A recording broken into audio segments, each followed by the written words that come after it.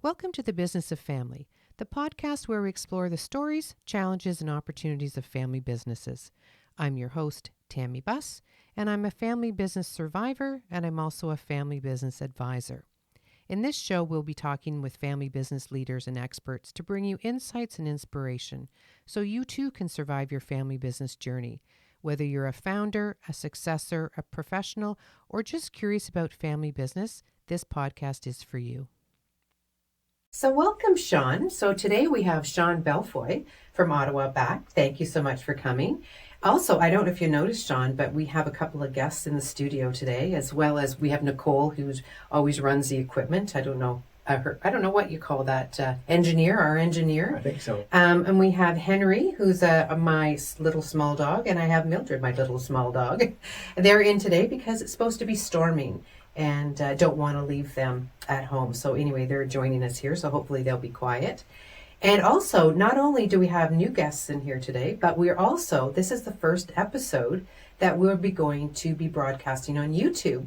So for you listeners, if you wanted to catch us, we're on YouTube. Look up BlueRoots.ca.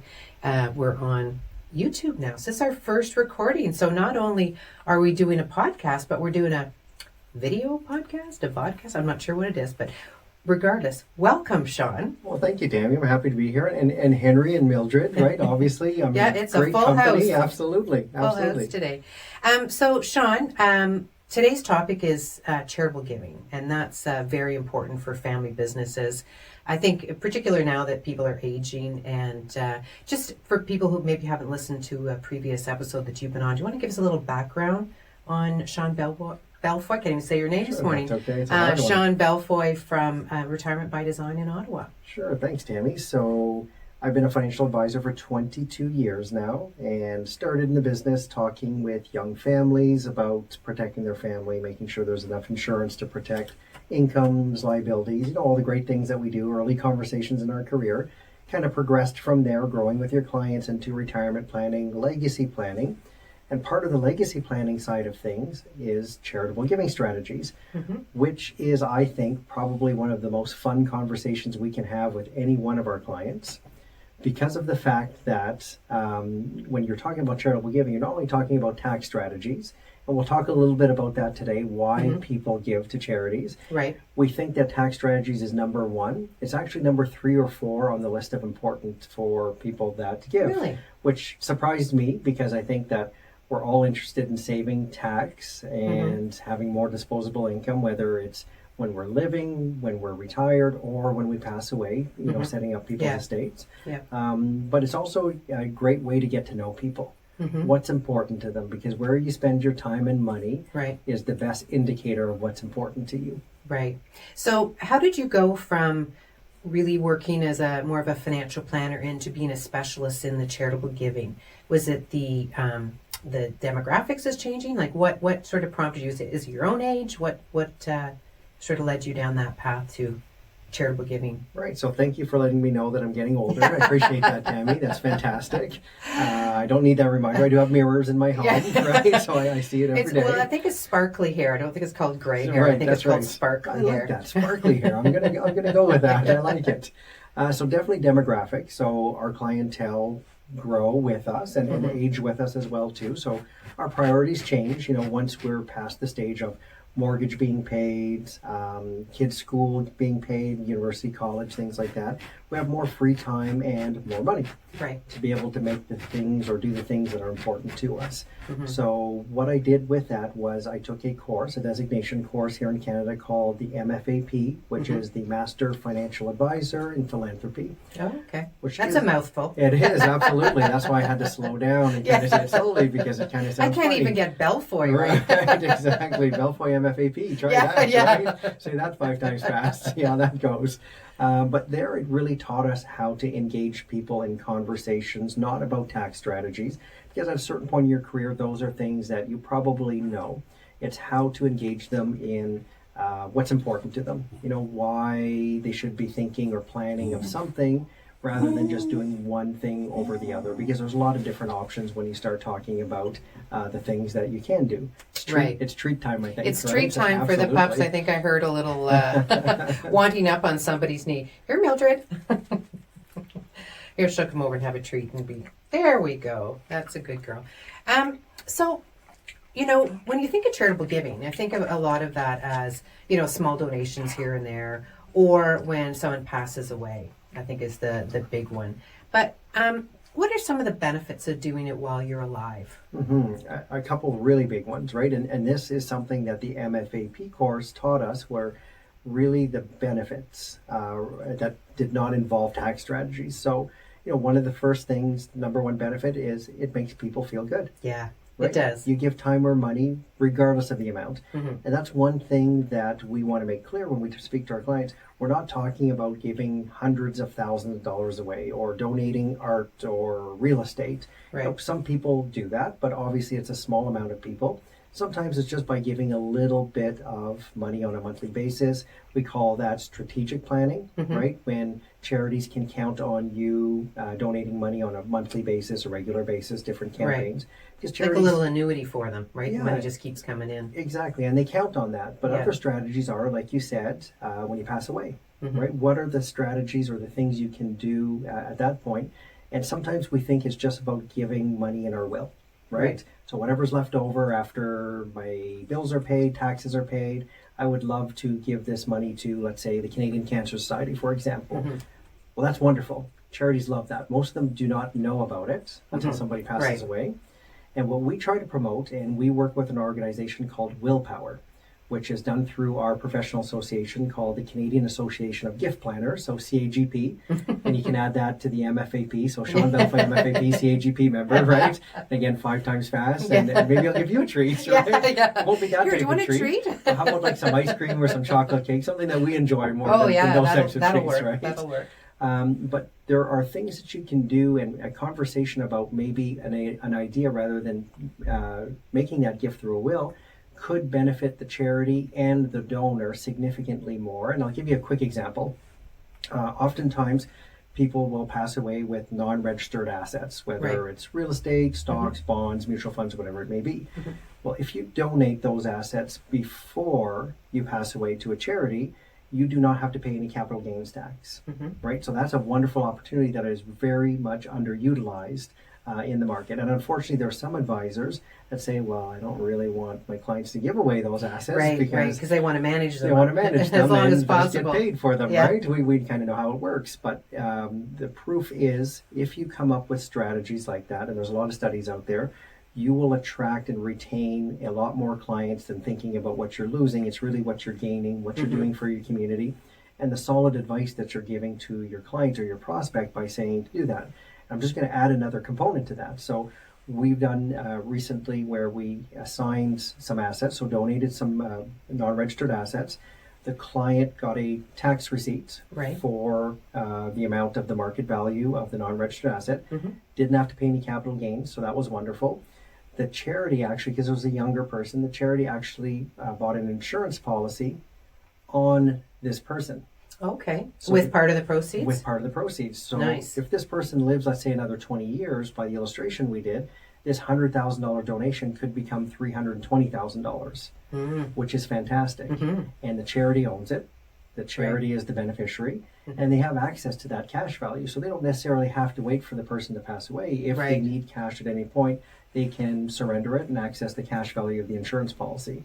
So there's a lot of really cool strategies. And again, these are things that people, this could not have happened if you just left your money in the will to this charity, because things have already happened, you passed away, and you don't have the same opportunities to do this kind of gift planning at that point. So, do you have any pushback from the beneficiaries of the estate that you're giving away money, to a charity and not to them? Is there any pushback from your clients saying that their beneficiaries wouldn't really like that? Absolutely there is, of course, right? For sure. We're talking about, hey, why are you giving that all away? Right. I'm a charity. Exactly, especially kids and money, right? Yeah. It's kind of important. But again, that's an educational part. So oftentimes what we encourage is for the parents to talk about their gifting strategies, because one, it demonstrates their value system, right? That they like to give back, and these are the reasons why, because they were successful, they've done some great things, this is how we want to leave part of a legacy. Yep. But again, the planning stage of things, Tammy, if you do these things before death and you plan for things accordingly,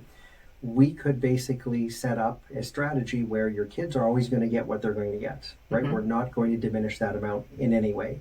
But what if we went into the part that's Revenue Canada is going to take, and we take half of that away? Right. I think people like that. I think so. Give me what I'm getting, but just reduce what you're giving to Revenue Canada. Exactly. Isn't that everybody's, one of their priorities is 100%. reduce what you're paying to them? Right, and it's not only There's really only three places it goes, right? It's to your beneficiaries, to charities, or to the government. Exactly, those are the three places.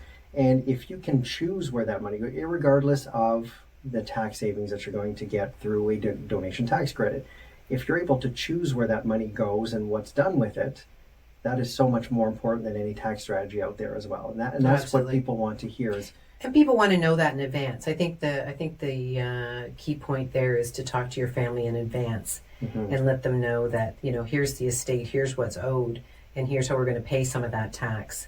Absolutely. By donating to a charity. I don't think a lot of people think about that. I think they think of the money going to a charity as coming off the top of their inheritance. Right, and it doesn't have to, with a conversation and a little bit of planning.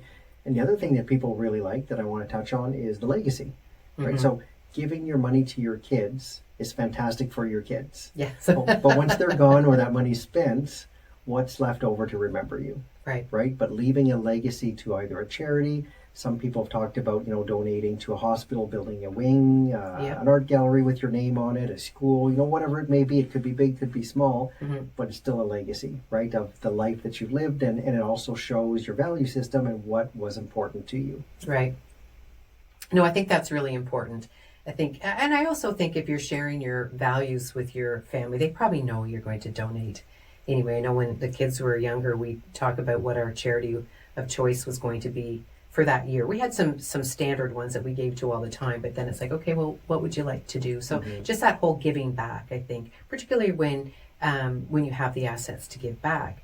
But then there's also a way to give back if you don't have any assets. Absolutely. Right? Absolutely. And that is, and again, there's a study out there, and doing the MFAP designation course, we have access to a lot of data of study that's going out there. First thing is, why do people not donate to charities? What's the number one reason? What would you think? Immediate donations or immediate donations?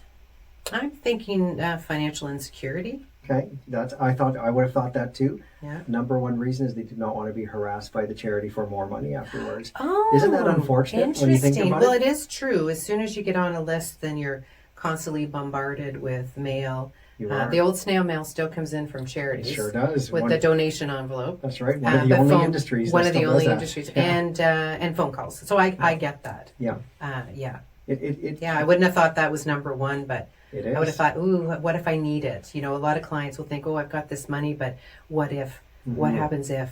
Oh, maybe I shouldn't maybe do that. Where they've got lots and lots to provide their lifestyle. Right, exactly. In most cases, right? In most cases. And there's a really easy way to alleviate the fear of being bombarded by charities. And I've done it with clients that have given money, whether it's through life insurance or donation of securities.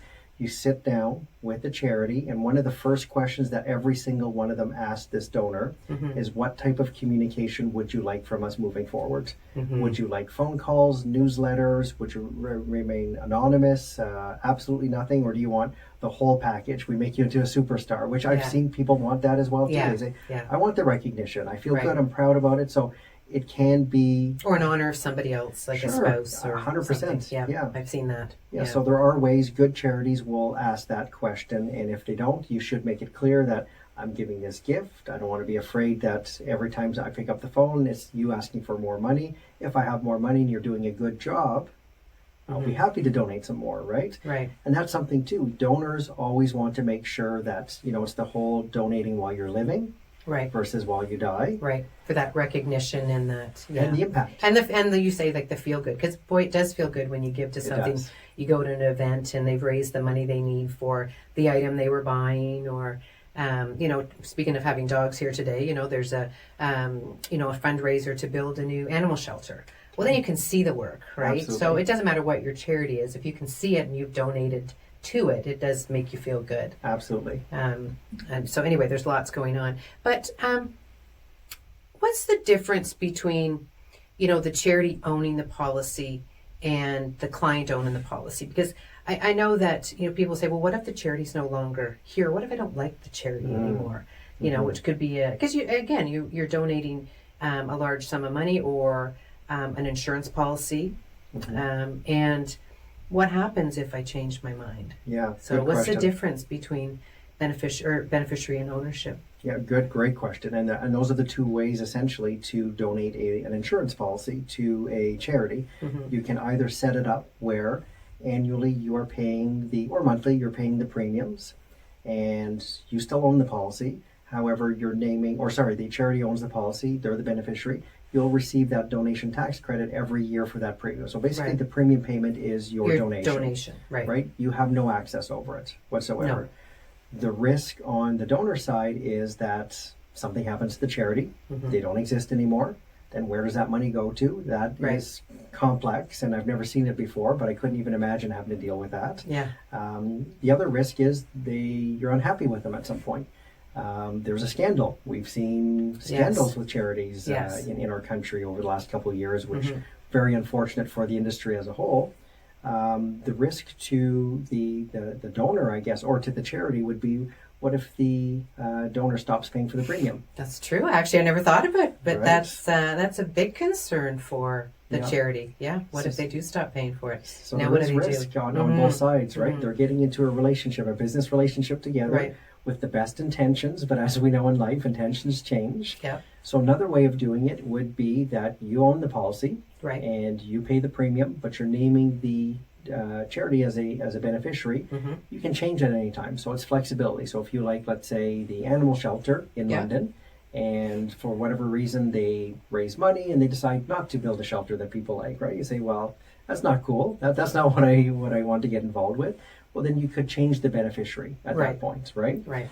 You can change it to a family member if charity is not important to you down the road, which rarely will we see. I think when people get involved in charitable giving strategies, it's because that's part of their fabric. It's important to them. Yeah. They're never doing it for the tax strategy, and we walk people through that process. The number one thing we want people to do is come back and tell us what charity is meaningful to you, why, what's your experience donating to them, and then we start talking about the tax strategies that may be involved in making that gift, what their different options are, but they have to be all on board. We want to see the smile on their faces, talking about the charity and how it was important to them, and they a soup kitchen that they used to volunteer with their parents when they were small, like just great memories. Those are the things we want to see, because tax strategies we cannot control. No. We're hoping they're going to be there forever. Right.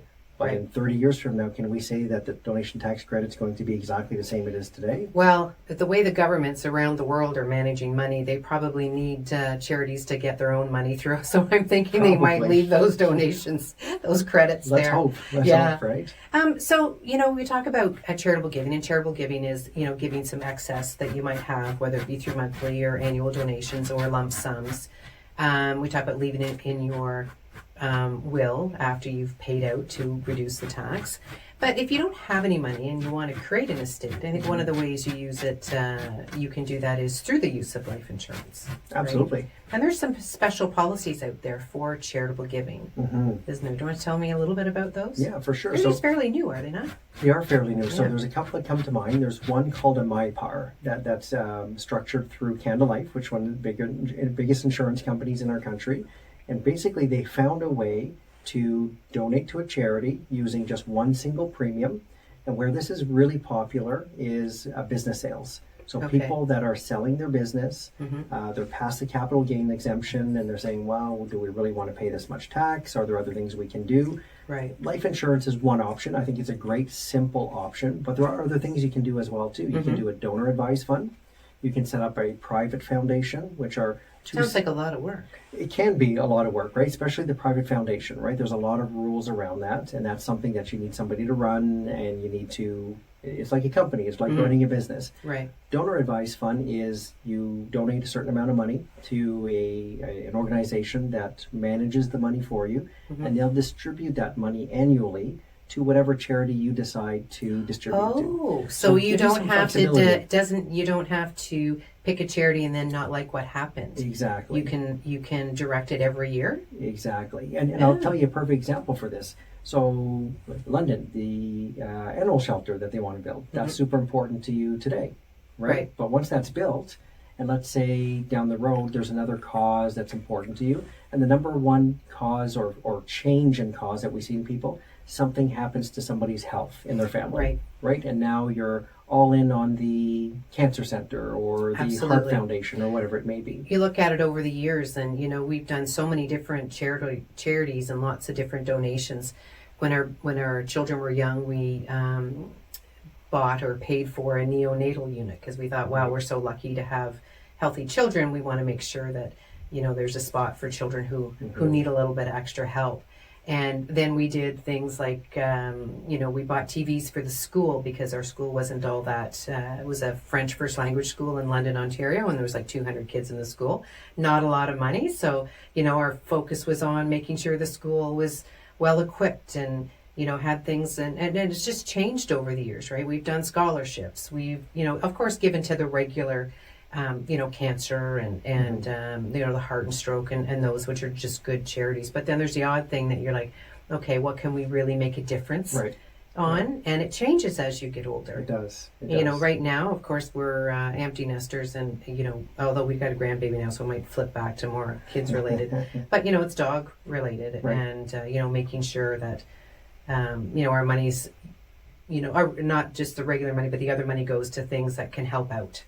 Right, things that are impactful and important to you right now, and they'll change, but they're still the ones that are just going to be there. Right, and that's the advantage of the donor advised fund, right? I like that, especially when you sell your business, right? You're selling shares, whether it's you're doing a reorg or there's any taxable event, and you're saying, well, I don't want to pay all these taxes. One easy strategy is a charitable giving strategy. I'm into charity, I want to donate, but I'm not sure who I want to donate to yet, and this is a large sum of money. The donor advised fund really checks the box for that because it gives you flexibility. Now, with a donor advised fund, of course, you've given cash.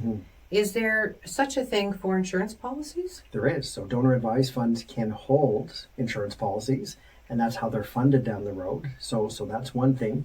But let me tell you one of the coolest stories that I've heard of when it comes to insurance policies, because we always think of insurance policies, somebody in their 80s, 90s, they have an old policy, and they're thinking of canceling it because they don't have any family left. Say, where am I going to give that money to? Or it's not a big policy. Exactly. So we encourage people to change the beneficiary to a charity that's important to them, and they just love that, right? Rather than just canceling, because insurance is about having a need. Right. And when you don't think that your family needs the money, or you don't have family that needs the money anymore, well, there might be an organization that has that need, and that'll be super important to you. Yes. So that's one thing. The second thing is one of the biggest demographic of people that purchase life insurance policies for charities are actually not people that are later on in age. It's young millennial couples. Really?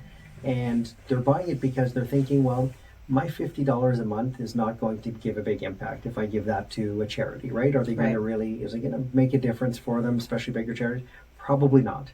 However, if they purchase a participating whole life or universal life, a permanent policy, and they pay that $50 a month, they know that we can show them on an illustration, well, that $50 a month is going to donate $500,000 of insurance to your charity when you're 85 years old, kind of thing. And they're like, wow, that's a big number. That's significant now, because you want to give some significance. And there's nothing wrong with the $50 a month. That's the first thing we'll tell them, right? But oftentimes that prevents people from donating because they think it's not enough. Not enough, right? And every dollar is enough. Every dollar, absolutely. And that's the whole balance for charities as well, too.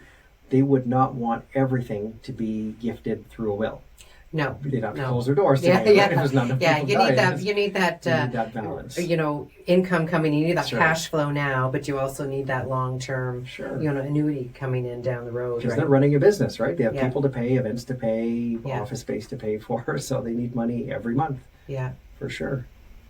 Well, that's cool. So I want to say thank you for sharing. That's really really great information. So just to recap, give me the top two recap that you should tell our listeners or the people watching for the first time. What are your 2 top tips for charitable giving? I would say have a conversation with your financial advisor. That's the most important thing about strategies that you may have never heard of before. The intention of charitable giving is amazing. That's the first step.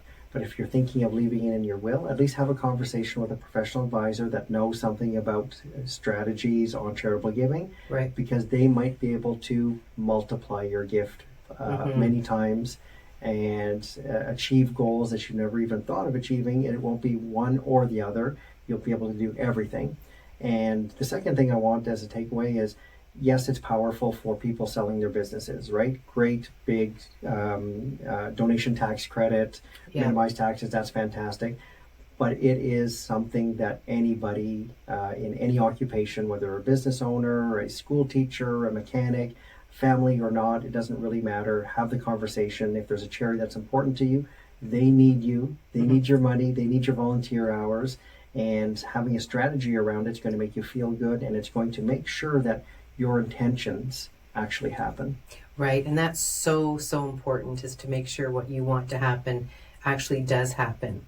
And we're in an era right now where we're going to see 60% of family businesses transition over the next 6 to 10 years.